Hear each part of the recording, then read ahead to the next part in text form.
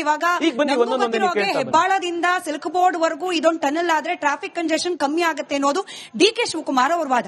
ಇದು ಸರಿ ಇಲ್ಲ ಅನ್ನೋದಾದ್ರೆ ಆಲ್ಟರ್ನೇಟ್ ಏನು? ನೀವು ಒಂದಷ್ಟು ಪ್ಲಾನ್ ಗಳನ್ನ ಹಾಕೊಂಡು ಡಿ ಕೆ ಶಿವಕುಮಾರ್ ಅವರನ್ನೇ ಮೀಟ್ ಮಾಡಿದ್ರಿ, ಎಕ್ಸ್ಪ್ಲೈನ್ ಮಾಡೋ ಪ್ರಯತ್ನ ಮಾಡಿದ್ರಿ. ಎಕ್ಸ್ಪ್ಲೈನ್ ಮಾಡುವಲ್ಲಿ ಅವರನ್ನು ಕನ್ವಿನ್ಸ್ ಮಾಡುವಲ್ಲಿ ನೀವು ಫೇಲ್ಯೂರ್ ಆದ್ರ ಅಥವಾ ಪ್ಲಾನ್ ಬಿ ಬಗ್ಗೆ ಯೋಚನೆ ಮಾಡ್ಲಿಕ್ಕೆ ಅವ್ರು ಫೇಲ್ಯೂರ್ ಆಗ್ತಿದಾರಾ ಅಂತ? ಮೇಡಮ್, ಇದು ಯಾರದ್ ಫೇಲ್ಯೂರು ಏನು ಅನ್ನೋದ್ರ ನೀವು ಮಾತನಾಡ್ತಾ ಹೋದ್ರೆ ತೀರ್ಗಾ ವೈಯಕ್ತಿಕವಾಗ್ತಾ ಹೋಗುತ್ತೆ. ಬಟ್ ಜನರ ಸಮಸ್ಯೆ ಇದು, ಇಬ್ರು ಜನನಾಯಕರು. ಜನರ ಸಮಸ್ಯೆ ಬಗೆಹರಿಬೇಕು ಅಂತಂದ್ರೆ ನಮ್ಮ ಹತ್ರ ಈಗಾಗಲೇ ಇರುವಂತ ಎವಿಡೆನ್ಸ್ ಇದೆಯಲ್ಲ, ಅದ್ರ ಮೇಲೆ ಯೋಚನೆ ಮಾಡೋಣಂತೆ. ನೀವು ಇವಾಗ ಹೆಬ್ಬಾಳದ ಫ್ಲೈಓವರ್ ಓಪನ್ ಆಯ್ತು, ನಾವೆಲ್ಲರೂ ನೋಡಿದೀವಿ ಮೊನ್ನೆ ಹೆಬ್ಬಾಳ ಫ್ಲೈಓವರ್ ಓಪನ್ ಆಯ್ತು. ಮುಂಚೆ ST ಮಾಲ್ ಹತ್ರ ಜಾಮ್ ಆಗ್ತಾ ಇತ್ತು. ಈಗ ಹೆಬ್ಬಾಳ ಫ್ಲೈಓವರ್ ಬಂದ ಮೇಲೆ ಅದೇ ಜಾಮು ಈ ಬ್ಯಾಪ್ಟಿಸ್ಟ್ ಆಸ್ಪತ್ರೆ ಹತ್ರ ಬಂದು ಜಾಮ್ ಸೇರ್ಕೊಳ್ತು. ಪ್ರಾಬ್ಲಮ್ ಸಾಲ್ವ್ ಆಯ್ತಾ? ಸಾಲ್ವ್ ಆಗ್ಲಿಲ್ಲ. ಡಬಲ್ ಡೆಕ್ಕರ್ ಫ್ಲೈಓವರ್ ಆಯ್ತು, ಸಿಲ್ಕ್ ಬೋರ್ಡ್ ಅಲ್ಲಿ ಜಾಮ್ ಆಗ್ತಾ ಇತ್ತು. ಅದೇ ಟ್ರಾಫಿಕ್ ಇವಾಗ ಬಂದು ರಾಗಿಗುಡದ ಹತ್ರ ಬಂದು ನಿಂತ್ಕೊಳ್ತು, ಅಲ್ಲಿ ಜಾಮ್ ಆಗ್ತಾ ಇದೆ. ಪ್ರಾಬ್ಲಮ್ ಸಾಲ್ವ್ ಆಯ್ತಾ? ಸಾಲ್ವ್ ಆಗ್ಲಿಲ್ಲ. ನಮ್ಮ ಎದುರುಗಡೆ ಇರುವಂತ ಎಕ್ಸಾಂಪಲ್ ಇದು. ಈಗ ನಿನ್ನೆ 2-3 ತಿಂಗಳದ ಎಕ್ಸಾಂಪಲ್ ನಾನು ನಿಮಗೆ ಕೊಡ್ತಾ ಇರೋದು. ಅದೇ ನೀವೇ ಸರ್ಕಾರನೇ ಅಡ್ಮಿಟ್ ಮಾಡಿದಿರಿ. ಮೆಟ್ರೋ ಬಂದಾದ ಮೇಲೆ 37% ಸಿಲ್ಕ್ ಬೋರ್ಡ್ ಟ್ರಾಫಿಕ್ ಕಡಿಮೆ ಆಯ್ತು ಅಂತ. ಹೆಚ್ಚು ಮೆಟ್ರೋ ಯಾಕೆ ಮಾಡಬಾರದು? ಆಲ್ಟರ್ನೇಟಿವ್ ಅದು. ಇವತ್ತು ಏರ್ಪೋರ್ಟಿಗೆ ಮೆಟ್ರೋ 2025 ಒಳಗಡೆ ಕಂಪ್ಲೀಟ್ ಆಗ್ಬೇಕಾಗಿತ್ತು, ಕಂಪ್ಲೀಟ್ ಆಗಿಲ್ಲ.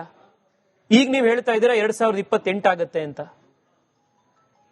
ಇನ್ನು ನಮ್ಮ JP ನಗರದ ವೇಗಾ ಸಿಟಿಯಿಂದ ಶುರುವಾಗಿ ಕೆಂಪಾಪುರ ತನಕ ಹೋಗುವಂತ ಮೆಟ್ರೋ ಕೇಂದ್ರ ಸರ್ಕಾರ DPR ಗೆ ಅಪ್ರೂವಲ್ ಕೊಟ್ಟು 1.25 ವರ್ಷ ಆಯ್ತು. ನೀವಿನ್ನೂ ಟೆಂಡರ್ ಕರೆದಿಲ್ಲ. 2030ಕ್ಕೆ ಕಂಪ್ಲೀಟ್ ಆಗ್ಬೇಕಾಗಿತ್ತು, ಈಗ 32-33 ಅಂತ ಇದೆ. 5 ವರ್ಷ ಡಿಲೇ. ಮೇಡಮ್, ಒಂದೊಂದು 6 ತಿಂಗಳು ಮೆಟ್ರೋ ಡಿಲೇ ಆದ್ರೂ 3-4% ಕಾಸ್ಟ್ ಜಾಸ್ತಿ ಆಗುತ್ತೆ. ಸಾವಿರಾರು ಕೋಟಿ ರೂಪಾಯಿ ಜಾಸ್ತಿ ಆಗುತ್ತೆ. ಇದು ಯಾಕೆ ಡಿಲೇ ಮಾಡ್ತಾ ಇದೀರಿ? ಸರಿ, ಹಂಗಾರೆ ಇದಕ್ಕೆ ಆಲ್ಟರ್ನೇಟ್ ಏನು ತೇಜಸ್ವಿ ಸೂರ್ಯ ಅವರೇ? ಟನಲ್ ರಸ್ತೆ ಬೇಡ ಅನ್ನೋದಾದ್ರೆ ಅದಕ್ಕೆ ಆಲ್ಟರ್ನೇಟ್ ಏನು? ನೀವು ಪ್ರಪೋಸ್ ಮಾಡಿದ ಪ್ಲಾನ್ ಏನು ಅಂತ ಹೇಳಿ, ಎಸ್ಪೆಷಲಿ ಹೆಬ್ಬಾಳದಿಂದ ಸಿಲ್ಕ್ ಬೋರ್ಡ್ ಜಂಕ್ಷನ್. ಈ ಹೆಬ್ಬಾಳದಿಂದ ಸಿಲ್ಕ್ ಬೋರ್ಡ್ ಜಂಕ್ಷನ್ ಗೆನೆ ರೆಡ್ ಲೈನ್ ಮೆಟ್ರೋ ಬರ್ತಾ ಇದೆ. ಅದೇ ಲೈನ್ ನಲ್ಲೇ ಮೆಟ್ರೋ ಬರ್ತಾ ಇದೆ. ಆ ಮೆಟ್ರೋ ನೀವು ಮಾಡಿ, ಈಗಿರುವಂತ ಟ್ರಾಫಿಕ್ ಕಡಿಮೆ ಆಗುತ್ತೆ. ಈಗ ಇಷ್ಟೇ ಮೇಡಮ್ ಲಾಜಿಕ್. ಇವಾಗ ಸಿಲ್ಕ್ ಬೋರ್ಡ್ ನಲ್ಲಿ ನೀವು ಮೆಟ್ರೋ ಮಾಡಿದ್ರಿ, ಯೆಲ್ಲೋ ಲೈನ್ ಮೆಟ್ರೋ ಆಯ್ತು, 37% ಟ್ರಾಫಿಕ್ ಕಡಿಮೆ ಆಯ್ತು ತಾನೆ. ಅದೇ ತರ ನೀವಿವಾಗ ಈ ರೆಡ್ ಲೈನ್ ಮೆಟ್ರೋ ಏನಿವಾಗ ಪೆಂಡಿಂಗ್ ಇದೆ DPR, ಅದು ಕಡಿಮೆ ಆಯ್ತು ಅಂತಂದ್ರೆ ಇಲ್ಲೂ 35% ಟ್ರಾಫಿಕ್ ಕಡಿಮೆ ಆಗ್ಬೇಕಲ್ಲ. ಆಗ ಮೇಲ್ಗಡೆ ಇರುವಂತ ಏನೀಗ ರೋಡ್ ಅಲ್ಲಿ ಹೋಗ್ತಾ ಇರುವಂತ ಟ್ರಾಫಿಕ್ ಆಟೋಮೆಟಿಕ್ ಆಗಿ ಕಡಿಮೆ ಆಗುತ್ತಲ್ಲ.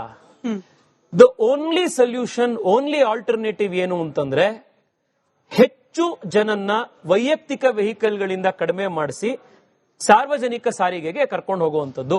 That is the only solution. But ಇದಕ್ಕೆ, ಇದೇ ವಾದಕ್ಕೆ ಅವರಿಂದ ಬಂದ ಪ್ರತಿಕ್ರಿಯೆ ಕೂಡ ನಿಮಗೆ ಗೊತ್ತಿರತ್ತೆ. ಹಿ ವೆಂಟ್ ಆನ್ ಪರ್ಸನಲ್, ಅಂದ್ರೆ ವೈಯಕ್ತಿಕವಾದ ಪ್ರೈವೇಟ್ ಆದ ವೆಹಿಕಲ್ ಗಳನ್ನ ಬಿಡಿ ಅನ್ನೋ ತೇಜಸ್ವಿ ಸೂರ್ಯ ಅವರೇ ಮದುವೆ ಟೈಮ್ ಅಲ್ಲಿ ಕಾರ್ ಬೇಕು ಅಂತ ಅಪ್ಲಿಕೇಶನ್ ಹಾಕಿದ್ರು, ಲೆಟರ್ ಇದೆ, ನಾನು ಬೇಕಾದ್ರೆ ಅದನ್ನ ರಿಲೀಸ್ ಮಾಡ್ತೀನಿ ಅಂತ. ಉಪಮುಖ್ಯಮಂತ್ರಿಗಳಿಗೆ ಯಾರು ಮಿಸ್ಗೈಡ್ ಮಾಡಿದ್ರು ಗೊತ್ತಿಲ್ಲ. ನಾನು 2024ರಲ್ಲಿ ನನ್ನ ಮರು ಚುನಾವಣೆ ಆದ 15-20 ದಿವಸಕ್ಕೆ ಪತ್ರ ಬರೆದೆ. ಪತ್ರ ಏನಂತ ಬರೆದಿದ್ದು? ನಾನು ಮದುವೆ ಆಗಿದ್ದು 2025ರಲ್ಲಿ, ಮದುವೆ ಆಗೋದಕ್ಕಿಂತ 1 ವರ್ಷದ ಮುಂಚೆ ಪತ್ರ ಬರೆದೆ.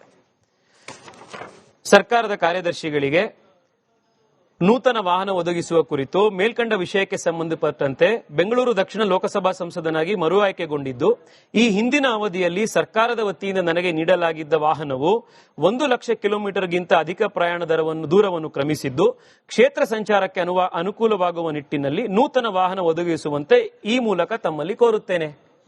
ಪತ್ರ ಬರೆದಿರೋದು 1 ಲಕ್ಷ ಆಗಿದೆ, ಮರು ಆಯ್ಕೆ ಆಗಿದ್ದೀವಿ. ಕರ್ನಾಟಕದ 28 MP ಕಾರ್ ಕೊಡೋದಕ್ಕೆ ಸರ್ಕಾರದ ಒಂದು ವ್ಯವಸ್ಥೆ ಇದೆ, ಅದಕ್ಕೆ ಕೊಡಿ ಅಂತ.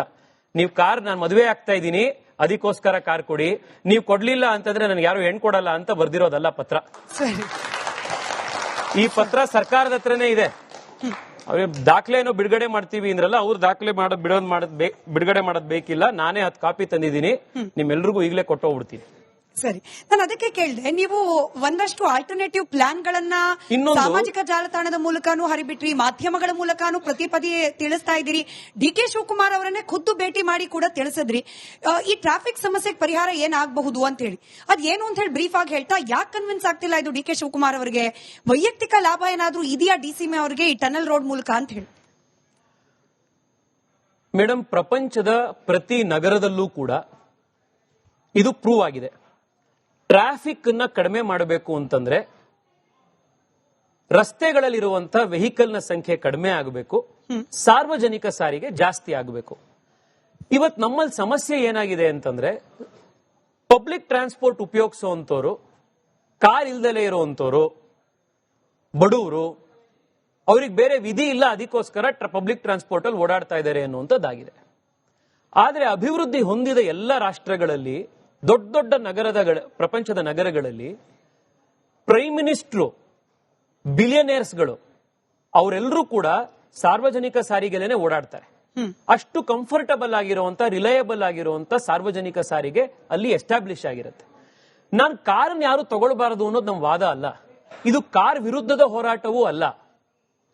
ಆದ್ರೆ ನೀವೇ ಕಾರ್ ಇಟ್ಕೊಂಡಿರೋ ಎಷ್ಟೋ ಜನನ್ನ ಮೆಟ್ರೋ ಬಂದಿರುವಂತ ಕಡೆಗೆ ನೀವು ಹೋಗಿ ಅವ್ರಿಗೆ ಕೇಳಿ. ಐಟಿಲ್ ಕೆಲಸ ಮಾಡ್ತಾ ಇರುವಂತವ್ರು, ಲಕ್ಷಾಂತರ ರೂಪಾಯಿ ಸಂಬಳ ತಗೋತಾ ಇರುವಂತವ್ರು, ಅವ್ರಿಗೆ ಹೋಗಿ ನೀವು ಕೇಳಿ ಎಷ್ಟು ದಿವಸಕ್ಕೊಂದ್ಸತಿ ಕಾರ್ ತೆಗಿತೀರಾ ಅಂತ. ಮೆಟ್ರೋ ಬಂದಿದ್ರೆ ಕಾರಲ್ಲಿ ಹೋಗೋದೇ ಇಲ್ಲ. ದಿನ ಇದರಲ್ಲಿ ಕಸ್ಬಿಸಿಲಿ, ಆ ಜಾಮ್ ಅಲ್ಲಿ ಯಾರು ಹೋಗ್ತಾರೆ ಕಾರಲ್ಲಿ? ನಾನು ಯೆಲ್ಲೋ ಲೈನ್ದು, ಪರ್ಪಲ್ ಲೈನ್ದು ಉದಾಹರಣೆ ಕೊಟ್ಟೆ. ಎಷ್ಟು ಟ್ರಾಫಿಕ್ ಕಡಿಮೆ ಆಯಿತು ಮೆಟ್ರೋ ಬಂದ ಮೇಲೆ ಅಂತ. 10 ಲಕ್ಷ ಜನ ಮೆಟ್ರೋಲ್ ಓಡಾಡ್ತಾರೆ ಬೆಂಗಳೂರಿನಲ್ಲಿ, 45 ಲಕ್ಷ ಜನ ಬಸ್ನಲ್ಲಿ ಓಡಾಡ್ತಾರೆ.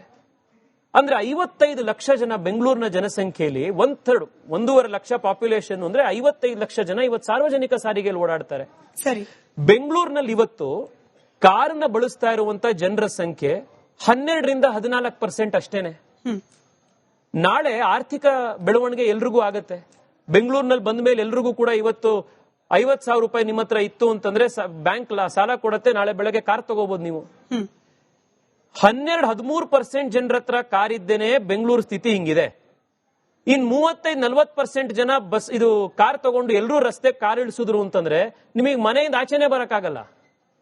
ಅದಕ್ಕೆ ಬೆಂಗಳೂರಿನ ಹಿಂದಿನ ಎಲ್ಲ ಸರ್ಕಾರಗಳು ಸೇರಿ ಏನ್ ಯೋಜನೆ ಕೊಟ್ರು? 2031ಕ್ಕೆ ಒಂದು ವಿಷನ್ ಕೊಟ್ರು, ಕಾಂಪ್ರಹೆನ್ಸಿವ್ ಮೊಬಿಲಿಟಿ ಪ್ಲಾನ್ ಅಂತ. ಅದ್ರ ಪ್ರಕಾರ ಬೆಂಗಳೂರಿಗೆ 300 ಕಿಲೋಮೀಟರ್ ಮೆಟ್ರೋ ಆಗಬೇಕು ನಗರದ ಒಳಗಡೆ ಅಂತ ಆಯ್ತು.